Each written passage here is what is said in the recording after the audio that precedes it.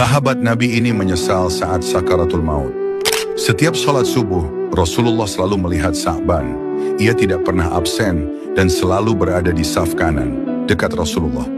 Namun pada suatu subuh, Sa'ban tidak ada. Rasulullah menoleh. Para sahabat saling memandang. Ini bukan kebiasaan Sa'ban. Selesai sholat, Rasulullah bertanya, "Di mana Sa'ban? Aku tidak melihatnya hari ini." Tak ada yang tahu. Maka Rasulullah bersama para sahabat pergi ke rumah Sa'ban. Mereka berjalan dan terus berjalan. Dari setelah subuh hingga hampir zuhur barulah mereka sampai. Rasulullah terkejut. Ternyata rumah Sa'ban sangat jauh dari masjid. Rasulullah mengetuk pintu. Yang keluar adalah istri Sa'ban. Wajahnya terkejut melihat Rasulullah berdiri di depan rumahnya. Rasulullah bertanya lembut, "Di mana Sa'ban? Aku tidak melihatnya saat subuh." Dengan suara bergetar istrinya menjawab, "Wahai Rasulullah, Sa'ban telah wafat semalam dan telah kami kuburkan."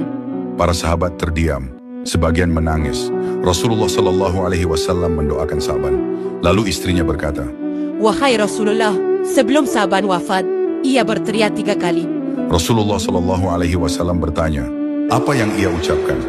Istrinya menjawab, "Kenapa tidak lebih jauh? Kenapa tidak semuanya?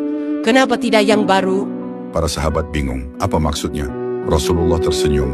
Lalu beliau bersabda, "Sesungguhnya sebelum wafatnya, Allah menampakkan amalan-amalan Sa'ban. Mana teriakan pertama? Kenapa tidak lebih jauh?" Rasulullah menjelaskan, Sa'ban diperlihatkan pahala langkah kakinya ke masjid. Setiap langkah dihitung pahala besar. Saat itu ia menyesal. Kenapa rumahku tidak lebih jauh, agar langkahku lebih banyak? Makna teriakan kedua, kenapa tidak semuanya? Rasulullah menjelaskan, Sa'ban diperlihatkan pahala karena di setiap perjalanan ke masjid, ia memberikan setengah bekal rotinya kepada pengemis di jalan. Ia menyesal, kenapa aku tidak memberikan semuanya? Makna teriakan ketiga, kenapa tidak yang baru?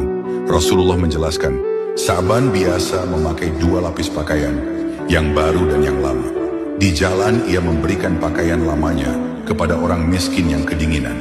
Saat pahala itu diperlihatkan, ia menyesal. Kenapa bukan pakaian baruku yang aku berikan? Mendengar penjelasan itu, para sahabat menangis, istri Sa'ban menangis. Dan kita yang mendengarnya ikut tersentak.